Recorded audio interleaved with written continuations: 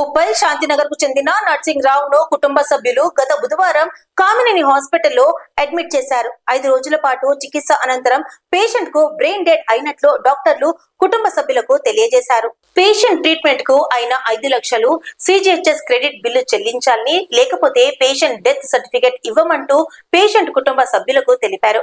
Social మీడియాలో ఈ వార్త వైరల్ కావడంతో కామినేని వైద్యులు కుటుంబ సభ్యులతో చర్చలు జరిపారు.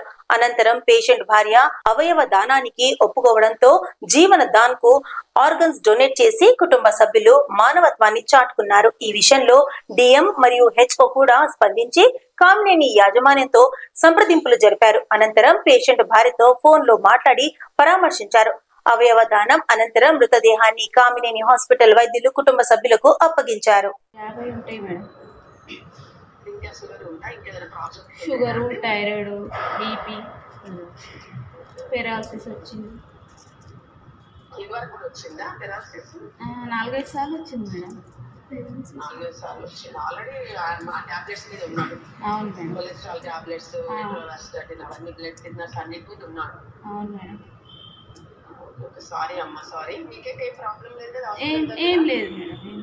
అంటే ప్రెస్ వాళ్ళు నెగటివ్ ఇస్తుంటే వాళ్ళ మేము డిస్ట్రిక్ట్ మెడికల్ అండ్ హెల్త్ నుండి ఏం లేదు మేడం. కనుక్కోవాలి కదా, మా ఇష్ట ప్రకారం అయిపోయింది. అవునా? మరి ప్రెస్ వాళ్ళు అలా రాస్తారని మేము కామినేని హాస్పిటల్ మేనేజ్మెంట్ అడుగుతున్నాం ఇంటర్వ్యూ. ఓకే, మా ఇష్ట ప్రకారం అయిపోయింది. ఓకే అమ్మా, ఓకే, కొంచెం మంచి డిసిషన్ తీసుకున్నారమ్మా. సారీ అమ్మా, సారీ. ఓకే.